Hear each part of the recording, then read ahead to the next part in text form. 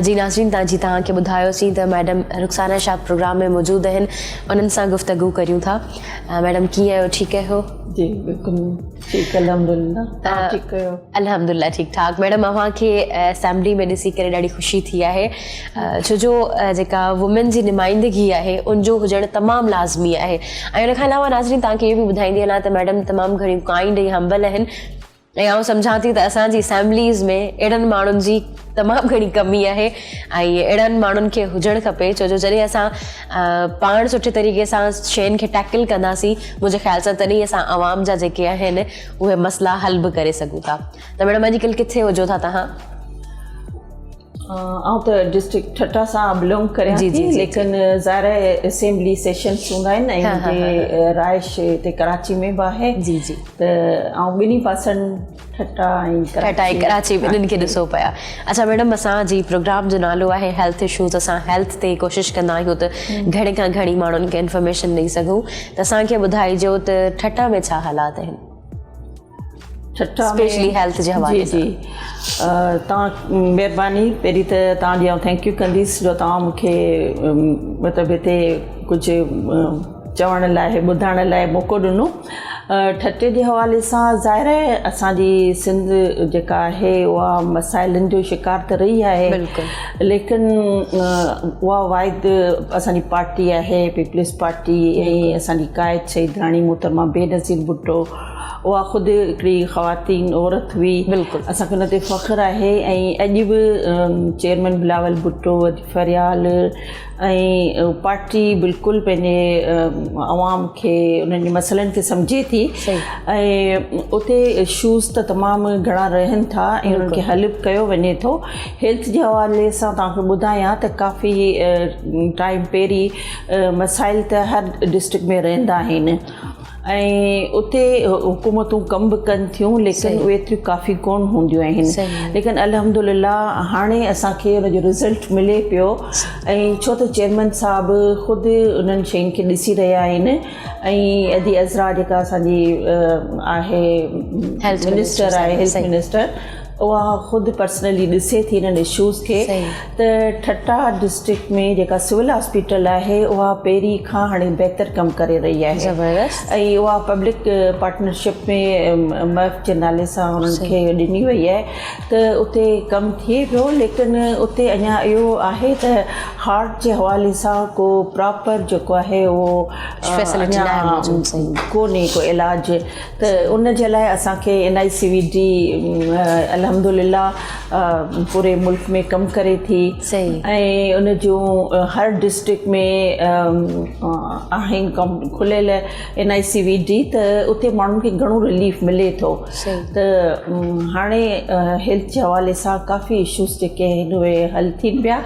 ऐं तव्हांखे ॿुधायां त मुंहिंजी ख़ुदि इहा हिकिड़ी कोशिशि आहे, ऐं मूं CM साहिब जिन खे बि इहा गुज़ारिश कई आहे, CO साहिबु ताहिर सांगी साहिबु ॾाढा कॉम्पिटेंट ऐं माहिर आहिनि, ज़ाहिर असां उन्हनि खां काफ़ी चीज़ूं सिखूं था, त उहे हर टाइम ते ताउन कनि था। ऐं आउं हाणे डिस्ट्रिक्ट गवर्नर बॉडी जी मेंबर बि रही आहियां, त उन हवाले सां हुननि असां सां कोऑपरेट कयो आहे। ऐं जॾहिं आउं तव्हांखे ॿुधायां थी जॾहिं मेंबर थियसि, त उन खां पोइ असांजा जेके माण्हू आहिनि पंहिंजे ज़िलनि जा, त उन्हनि जे ज़हन में इहो आहे त अधी खे को वॾो उहिदो मिली वियो आहे, त उहो प्रेशर जेको आहे उन्हनि जो घणो असां ते पवे थो, सादा माण्हू आहिनि असांजा।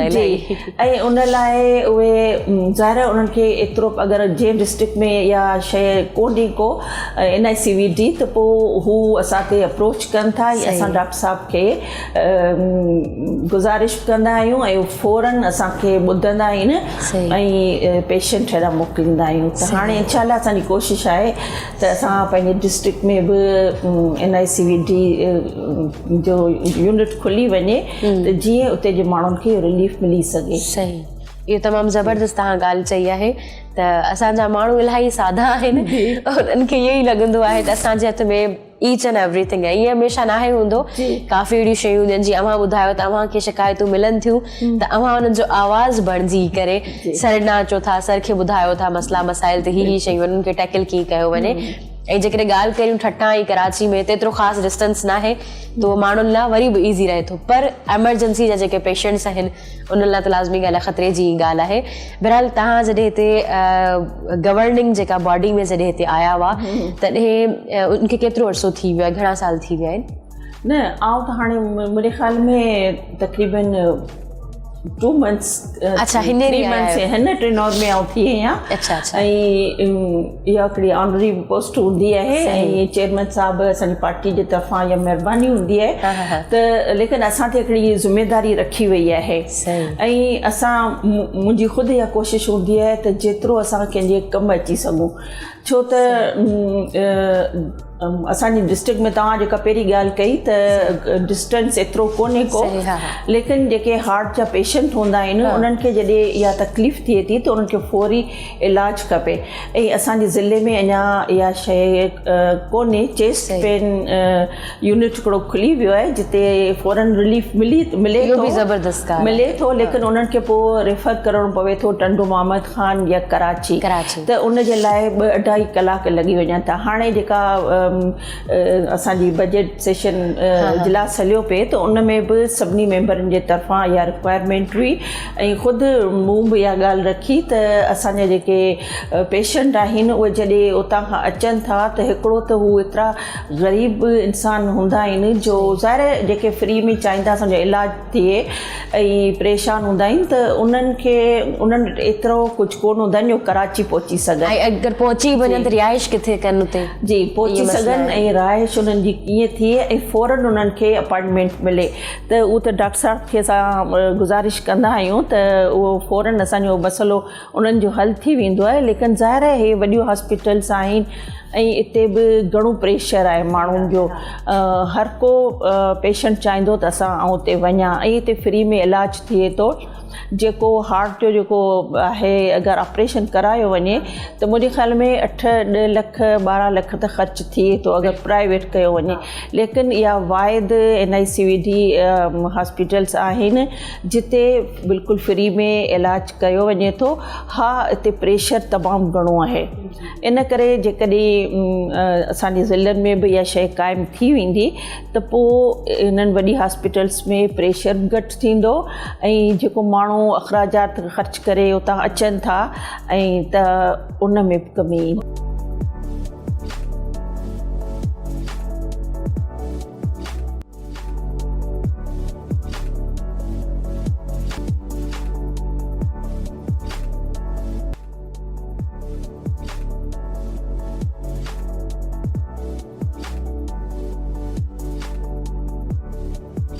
जी नाज़रीन, जी असां NICVD में मौजूद आहियूं, डॉक्टर जहांगीर साहब असां गॾु मौजूद आहिनि। सो अस्सलाम वालेकुम, कीअं आहियो? ठीकु आहे? वालेकुम अस्सलाम, थैंक यू, अल्हम्दुलिल्लाह, आई एम फाइन। सर, तव्हां असांखे ॿुधाइजो त अव्हांजे हिते जेके आहिनि ड्यूटीज़ कहिड़ियूं आहिनि, छा पिया तव्हां सर अंजाम ॾियो हिते? Thank U. पहिरीं सभ खां पहिरीं तव्हांजी थैंक यू, तव्हां NICVD खे विज़िट कयो। तव्हांखे ख़बर आहे त NICVD पाकिस्तान जो वॾे में वॾो इदारो आहे जेको कार्डियक डिज़ीज़ खे इलाजु करण जे लाइ आहे।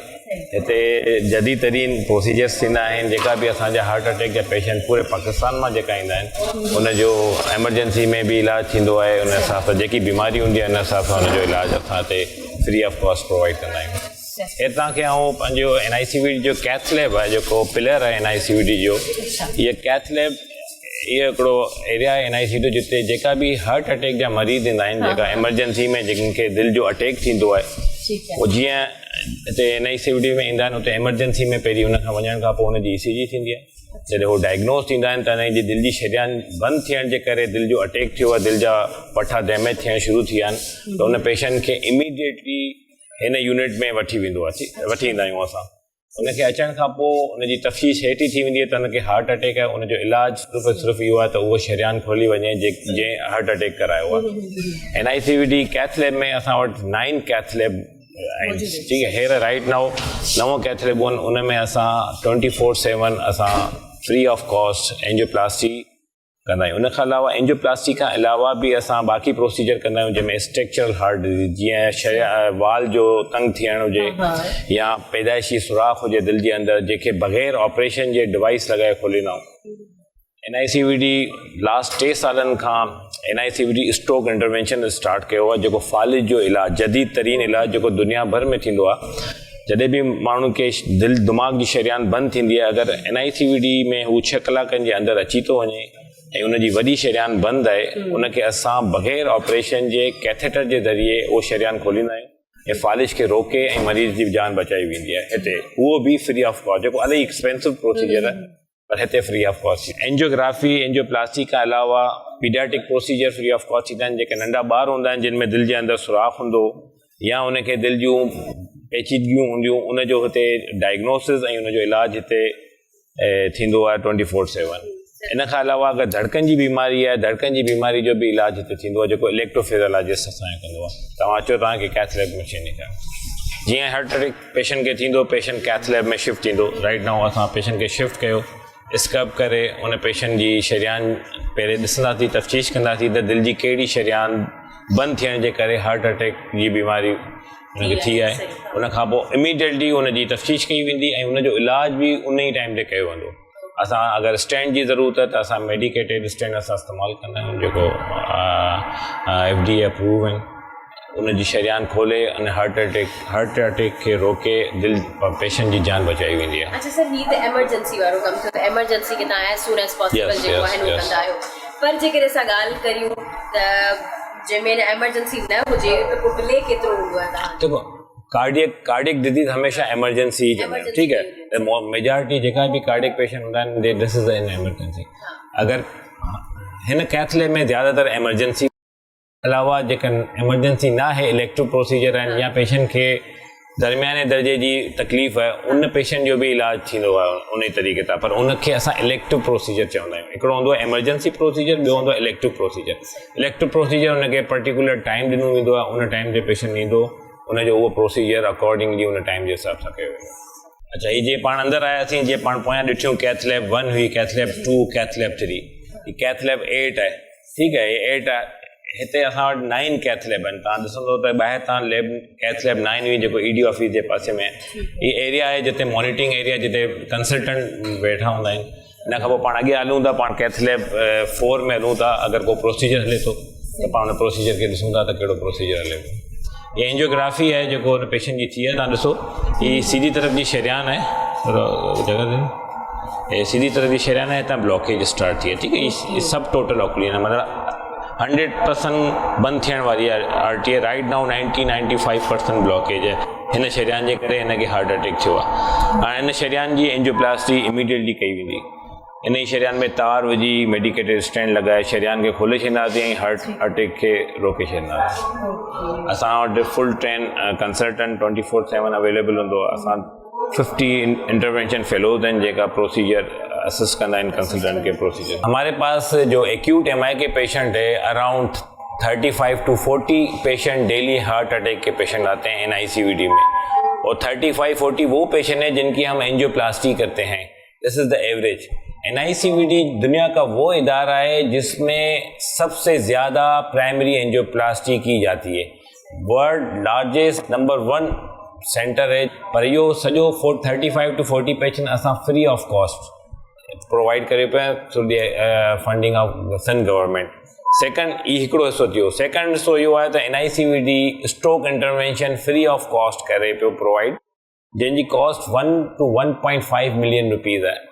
असां स्ट्रोक इंटरवेंशन 24/7, इहो न त हिकिड़े टाइम ते, असां हर टाइम ते कंदा आहियूं। 24/7 असां इहा फैसिलिटी सिंध जे पाकिस्तान जे माण्हुनि खे प्रोवाइड कयूं पिया। इन खां अलावा असां वटि स्ट्रोक डेडिकेटेड जे कैथ लैब आहिनि, इन ई लैब में स्ट्रोक कंदा आहियूं। असां CT स्कैन मशीन आहे, CT स्कैन मशीन 24/7 ऑन हूंदी आहे। जेको स्ट्रोक जो मरीज़ ईंदो आहे, पहिरीं असां हुनखे CT स्कैन कंदा आहियूं, उनखां पोइ फर्दर हुनजी इलाजु उन हिसाब सां कयो वेंदो आहे। उहो बि असां तव्हांखे ॾेखारींदो CT स्कैन मशीन इन में। इन खां अलावा पेरिफेरल आर्टरी डिजीज़, अगरि शरियाननि में का टंग जी ॿांह जी शरियान बंदि थी, उनखे बि इमीडिएटली खोलण जो हुते प्रोसीजर अवेलेबल आहे। स्ट्रक्चरल हार्ट डिजीज़ हिकिड़ो टाइवी प्रोसीजर थींदो आहे, जो दिलि जे वाल खे बग़ैर कट लॻाए उनखे वाल खे तब्दील कयो वेंदो आहे, उनखे नओं वाल लॻायो वेंदो आहे। उनखे असां टाइवी चवंदा आहियूं, ट्रांस एरोटिक वेल रिप्लेसमेंट जेकी थेरेपी आहे, उहो बि असां फ्री ऑफ कॉस्ट प्रोवाइड कंदा आहियूं। That around 4 million rupees procedure cost करे थो। उहो बि सिंध गवर्नमेंट जे असां फ्री ऑफ कॉस्ट प्रोवाइड कंदा आहियूं त जेका बि दुनिया भर में प्रोसीजर थियनि था NICVD अल्हम्दुलिल्लाह NICVD ये सभु procedure free of cost provide करे थो। अच्छा, ही कार्डियक केयर यूनिट आहे CCU2 चवंदा आहियूं। हे असांजो 60 बेडेड यूनिट आहे। हिन में जेका बि प्रोसीजर थींदा आहिनि, जेको हार्ट अटैक सां मरीज़ ईंदो आहे, इमीडिएटली इहो पेशेंट जेका सिक हूंदा आहिनि, जिन मॉनिटरिंग जी ज़रूरत आहे, अल्दो हर मरीज़ खे मॉनिटरिंग जी ज़रूरत हूंदी आहे, पर जेका सिक पेशेंट हूंदा आहिनि, जेके वेंट जी ज़रूरत आहे या एडवांस को मॉनिटरिंग जी ज़रूरत आहे, उहो पेशेंट असां हिते रखंदा आहियूं 24 आवर्स जे लाइ। ठीकु आहे। जेका स्टेबल पेशेंट हूंदा आहिनि उहो असांजा स्टेप डाउन हली वेंदा आहिनि, हेड यूनिट आहे। हे तव्हां ॾिसो हुते का असांजो 1:1 वेंटिलेटर अवेलेबल आहे हर बेड जे हिसाब सां। सिक पेशेंट आहिनि जेका प्रोसीजर खां पोइ हिते अची वेंदा आहिनि। सर, हिते जेको आहे उहो हेतिरा ई मरीज़ दाख़िल थी सघनि था हिन खां न, असां डिफरेंट स्टेजिस ठहियल आहिनि। ठीकु आहे। CCU1 CCU2 CCU3 हे पोस्ट प्रोसीजर पेशेंट ईंदा आहिनि। जेको बि पेशेंट जी एंजियोप्लास्टी थींदी उहो पेशेंट हिते ईंदो। अगरि स्टेबल हूंदो उहो हेठि स्टेप डाउन में ईंदो। अगरि उनखां बि बहितर कंडीशन में त उहो वार्ड्स में वेंदो। असां डिफरेंट एरिया आहिनि। जीअं मूं तव्हांखे ॿुधायो त डेली असां वटि 40 एक्यूट हार्ट अटैक जा मरीज़ अचनि था, त 40 पेशेंट त डेली ईंदा आहिनि, त उनजो अकॉर्डिंगली असां उन पेशेंट खे मूव कंदा आहियूं। हर स्टेप बाय स्टेप डाउन कंदे वेंदा आहियूं पेशेंट खे। हिते रखंदासीं, स्टेबलाइज़ थींदो, पोइ हुनखे स्टेप डाउन कंदासीं, उनखां बहितर थींदो त उनखां बि स्टेप डाउन करे वार्ड में शिफ्ट करे देन डिस्चार्ज कंदा आहियूं। स्टेबल पेशेंट खे असां 24-48 आवर्स ते डिस्चार्ज करे छॾींदा। CCU हुनखे असां क्रिटिकल केयर यूनिट। दिलि जे अटैक खां अलावा मरीज़नि खे इलाही क्रिटिकली मैनेज करण जी ज़रूरत हूंदी आहे। इन जे करे असां वटि क्रिटिकल टीम आहे जेकी 24/7 हिते मौजूदु हूंदी आहे, जेका मरीज़ क्रिटिकली इल हूंदा आहिनि उनजो टेक केयर कंदा आहिनि। डॉक्टर इमरान आहे असांजो क्रिटिकल टीम जो पिलर है, मेन पिलर है। वो तव्हांखे ॿुधाईंदो त कहिड़े क़िस्म जा मरीज़ अचनि था, किस तरह की मरीज़ आते हैं और किस तरह आप लोग मैनेज करते हैं। तो यहाँ पर देखिए जो जिन मरीजों को अटैक होता है और अटैक होने के बाद उनके ब्लड प्रेशर बहुत लो हो जाती है, जिसको कार्डियोजेनिक शॉक कहते हैं। तो ऐसे मरीज़ों को अमूमन इस CCU की ज़रूरत होती है और यहाँ पर आने के बाद इनकी जो है ना इंटेंसिव मॉनिटरिंग होती है, जिसमें ब्लड प्रेशर को देखना होता है, इनके ब्लड प्रेशर की दवाओं को देखना होता है। और फिर कुछ पेशेंट जो होते हैं उनके फेफड़ों में पानी आ जाती है, जिसकी वजह से वो वेंटिलेटर पे चले जाते हैं। तो वो इस जगह पर हम उनको वेंटिलेटर पे रखते हैं। जिनकी रीवेस्कुलराइजेशन यानी कि जो इन्होंने कार्डियोलॉजिस्ट ने जो जितने भी वेसल ब्लॉक होते हैं वो खोल देते हैं, तो उन मरीज़ों में थोड़ा सा होता है कि दिल बिल्कुल रुक जाता है। उस दिल को थोड़ी सपोर्ट चाहिए होती है, वो वेंटिलेटर के ज़रिए हम देते हैं और थोड़ी ब्लड प्रेशर की दवाओं के ज़रिए। फिर 1-2 दिन में वो रिकवर हो जाते हैं, तो फिर हम उनको वेंटिलेटर से उतार देते हैं। सिर्फ वेंटिलेटर नहीं, और भी दूसरी तरह के जो पेशेंट हार्ट फेलियर होते हैं या दिल की रिदम जो होती है वो ख़राब हो जाती हैं, तो उनको भी मॉनिटरिंग के लिए यहीं पर ही लाया जाता है। Thank U.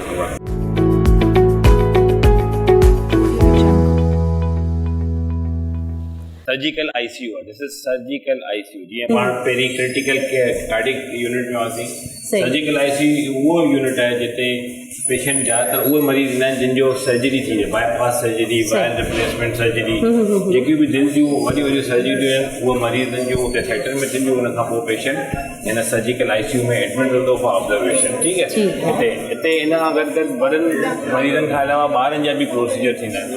हे मरीज़ जेका सर्जिकल ICU में एडल्ट सर्जरी थींदी आहिनि उहे हिन पासे हूंदा आहिनि, ऐं जेका ॿारनि जूं सर्जरी हूंदियूं आहिनि उनजो अलॻि सां यूनिट आहे, जेके दिलि जे अंदरि सुराख हुजनि ॿारनि जा, उनजा मल्टीपल कॉम्प्लेक्स प्रोसीजर हुजनि, उहे सभु फ्री ऑफ कॉस्ट हिते थींदा आहिनि। उन खां पोइ पेशेंट खे ऑब्जर्वेशन में स्टेबलाइज़ कंदा आहियूं इन यूनिट में। इन यूनिट जो जेको इंचार्ज आहे तव्हांखे उहो ॿुधाईंदो फर्दर त छा आहे। ही आहे पीस ICU। तव्हां जीअं सर्जिकल सर हिते कमु कीअं थो हले? सो ये असां वटि जेको आहे सो 14 bedded paediatric cardiac surgical ICU आहे, ऐं हिते जेको आहे असां अराउंड 6 साल में 1500 खां मथे जेको आहे सो कार्डिक सर्जरीज़ कंदो पिया, जेके टोटल फ्री ऑफ कास्ट आहिनि। अच्छा। ऐं जीअं तव्हांखे ख़बर आहे त प्राइवेट सेटअप में जेके बि कार्डिक सर्जरीज़ थींदियूं आहिनि, हिकु केस ते तक़रीबन जेको आहे सो 1 मिलियन खां 1.5 मिलियन जो ख़र्चो आहे, जेको हिते असां सिंध गवर्नमेंट जे ताउन सां बिल्कुलु फ्री ऑफ कास्ट जेको आहे सो कयूं था पिया। ऐं हिते मतिलबु महीने में अराउंड जेको आहे सो 120 कुछ केसिस जेको आहे कयूं था पिया, जंहिंमें उहे ॿार जिन्हनि खे पैदाइशी तौर दिलि में सुराख हुजे या पैदाइशी तौर सर छा रीज़न हूंदो आहे जेको दिलि में सुराख जो अक्सर ॿुधो आहे, छा रीज़न हूंदो आहे उनजो? एग्ज़ैक्ट पूरी दुनिया में काज़ जी ख़बर न हूंदी आहे छा आहे। कुझु जेनेटिक काज़िस हूंदा आहिनि, या जेकॾहिं मदर जेको आहे उनखे प्रेगनेंसी जे दौरान फोलिक एसिड डेफिशिएंसीज़ वग़ैरह हुजे त उन में इहे काज़िस थी सघनि था, जंहिंमें जेके जॾहिं दिलि ठहंदो आहे उनजे पर्दे जे अंदरि सुराख वग़ैरह थी वेंदा आहिनि। त एग्ज़ैक्ट काज़ त अञा रिसर्च हले थी, भई ख़बर न आहे त कहिड़ा काज़िस थी सघनि था। सर सर्वाइवल रेशो केतिरो आहे हिन में?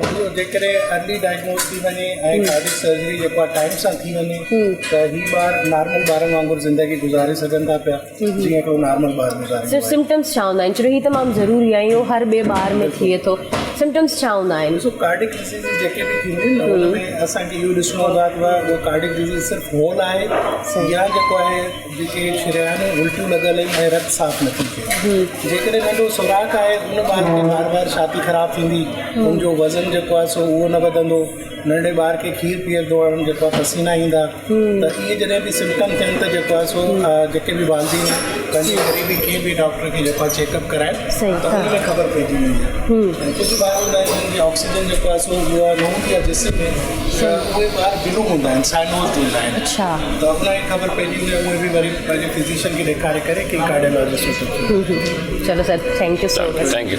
ये पाण NICVD जो जीअं पाण ॿुधायो NICVD एमरजेंसी डिपार्टमेंट आहे, जेको बि मरीज़ कहिड़ी हॉस्पिटल खां शिफ्ट थियो या घर मां अचे पियो या किथां खां बि अचे पियो, उहो सीधो पहिरीं मां एमरजेंसी में एंटर थींदो। उन खां पोइ एमरजेंसी में जीअं एंटर थींदो इमीडिएटली हिते एमरजेंसी में डॉक्टर्स हुनखे पहिरीं चेक कंदा, हुन खां असेस कंदा, हुन खां पोइ हुनजी ECG थींदी। ECG इन जॻह ते थींदी पेशेंट जी। इमीडिएटली जीअं ECG थी वेंदी, ECG रीड करण खां पोइ पेशेंट जो डायग्नोसिस कयो वेंदो, डायग्नोसिस करण खां पोइ हुनखे अॻियां अंदरि शिफ्ट कयो वेंदो, त हुनजो इलाजु एंजियोप्लास्टी जी ज़रूरत आहे, दाख़िला जी ज़रूरत आहे या स्टेबलाइज़ेशन, जिते असां जेको बि फर्स्ट ECG खां डायग्नोसिस करण खां पोइ पेशेंट खे हिते अची असेस कयो वेंदो, स्टेबलाइज़ कयो वेंदो। हुन खां अॻियां तव्हां साम्हूं ॾिसो त असांजो स्ट्रोक ऐं ST एलिवेशन मां हार्ट अटैक जा जेका मरीज़ हूंदा आहिनि उहो असां हिन पासे रखंदासीं। डॉक्टर मुनवर आहे जेको इंचार्ज है असां जेको इंचार्ज है यहाँ पे इमरजेंसी के, वो आपको बताएंगे कि इमरजेंसी में किस तरह का पेशेंट आता है, कैसे करते हैं और किस तरह उसको आगे हम। अस्सलाम वालेकुम। अच्छा देखें, बेसिकली मेरा नाम डॉक्टर मुनव्वर है, मैं यहाँ इमरजेंसी डिपार्टमेंट में प्रोफेसर होता हूँ, हेड ऑफ डिपार्टमेंट।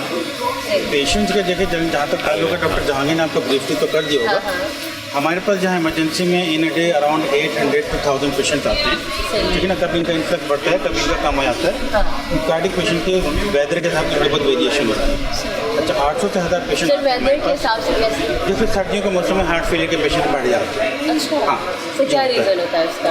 उसमें रीज़न तो देखिए डेफिनेटली चूँकि इनका दिल कमज़ोर होता है, उनकी डाइट वगैरह फूड इंटेक वगैरह का फ़र्क आता है, तो इस वजह से उनके हार्ट फेलियर के इंसिडेंट बढ़ जाता है। अच्छा इन 800,000 में से हमारे पास तकरीबन 24 घंटे में 30 से 35 पेशेंट ऐसे आते हैं जो एक्यूट हार्ट अटैक के होते हैं, जिनको फौरी तौर पे एंजियोग्राफी जिसे हम PCI कहते हैं उसकी जरूरत होती है। जिस एरिया में आप खड़ी हैं वही एरिया है। अगर इस तरह के पेशेंट हमारे पास आते हैं जिनको एक्यूट हार्ट अटैक होता है तो इस एरिया में आते हैं, जहाँ पे कार्डिक कैथेटराइजेशन टीम की मौजूद होती है। जो आप वहाँ डॉक्टर बैठे देख रहे हैं वो कैथ की टीम के ही रेजिडेंट्स और फॉलो हैं, ठीक है ना। वो इन पेशेंट को एवेलुएट करते हैं और वो जो कैथ के जो कंसल्टेंट होते हैं, जैसे जो भी ऑन कॉल होंगे, जो डॉक्टर जहांगीर हो गए, दूसरे हो गए, वो उनसे इन टच होते हैं, उनसे कांटेक्ट करते हैं और वो पेशेंट फिर 1 by 1 ऊपर शिफ्ट होते रहते हैं, ठीक है ना।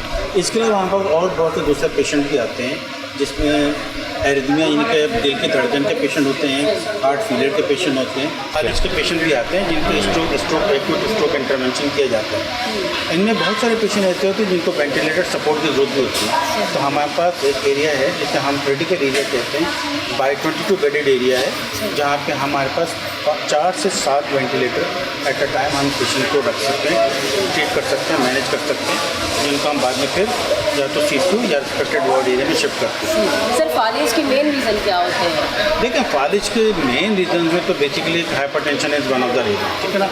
मगर उसके रिस्क फैक्टर फैक्टर में बहुत सारी चीज़ें और भी आती हैं, जिसमें डिस्लिपिडीमिया है, उनका कोलेस्ट्रॉल बढ़ा हुआ हो, या शुगर का पेशेंट हो, ये ज़्यादा स्मोकर इवन स्मोकर पेशेंट होते हैं, ये इनके रिस्क फैक्टर होते हैं जिनके पेशेंट को फालिज हो सकता है। अच्छा, फालिज में ना, जैसे अगर डॉक्टर जानते ने आपको बताया हो, 2 तरह के बेसिकली हम आम लोगों के कह सकते हैं फालिज होते हैं। एक वो जिनको खुदा न खास्ता अंदर ब्लीड हो जाता है, जिसे हम हेमोरेजिक कहते हैं, और एक वो जिनका खून की शरीरानों में ऊपर इस टुकड़ा फंस जाता है, थ्रोम्बस फंस जाता है, एक वो होता है। वो पेशेंट जो दूसरे वाले मैंने आपको बताएं, उनकी यहाँ पर इंटरवेंशन होती है। अगर इस तरह का पेशेंट एक सर्टेन टाइम पीरियड तक हमारे पास आता है, तो यहाँ पे स्ट्रोक के पहलू भी होते हैं जो उस पेशेंट को एवेल्यूएट करते हैं। उन पेशेंट को फौरी तौर पर CT स्कैन किया जाता है।